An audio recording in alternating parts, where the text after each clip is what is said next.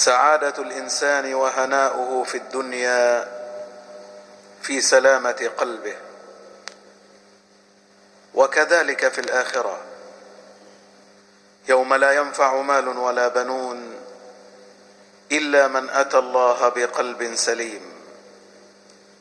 والقلب السليم هو القلب الخالي من وساوس الضغينة والبغضاء والحقد والحسد والشحناء.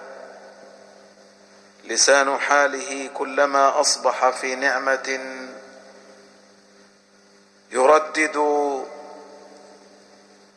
ما أثر عن النبي صلى الله عليه وسلم: اللهم ما أصبح بي من نعمة أو بأحد من خلقك فمنك وحدك لا شريك لك، فلك الحمد ولك الشكر.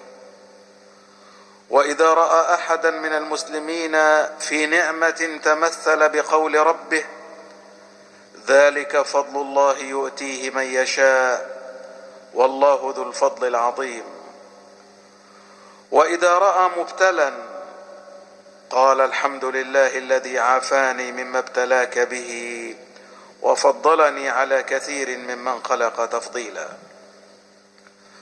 ولا تتحقق السعادة في أي مجتمع إلا إذا كان أهله رحماء بينهم، يؤثرون على أنفسهم ولو كان بهم فقر،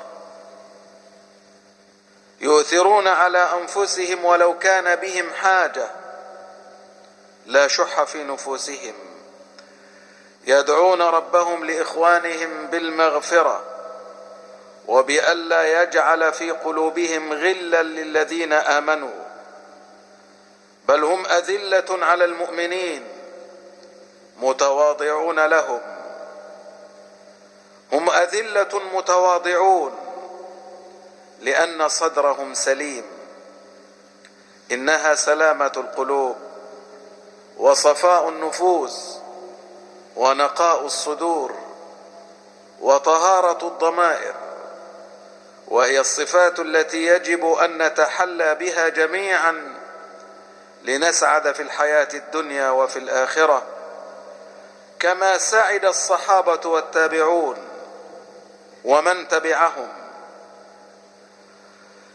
رغم قلة ذات ما في أيديهم، رغم قلة ذات أيديهم، ولكن لما فتحت علينا الدنيا وتطورت أساليب الحياة شغفت القلوب حبا وملكت النفوس وتمكنت من الأفئدة، فحل التدابر والتقاطع محل التواصل والتراحم الذي نحن في أمس الحاجة إليه الآن. وفقد الناس من السعادة والراحة والطمأنينة بقدر ما فقدوا من الأخلاق الكريمة التي أوصانا بها الإسلام. ورسولنا صلى الله عليه وسلم كان دائما يقول: إنما بعثت لأتمم مكارم الأخلاق. فاللهم ردنا إليك ردا جميلا يا رب العالمين. اللهم إنا نسألك هدوء النفس وطمأنينة القلب وانشراح الصدر. اللهم حبب إلينا الإيمان وزينه في قلوبنا، وكره إلينا الكفر والفسوق والعصيان، واجعلنا من الراشدين.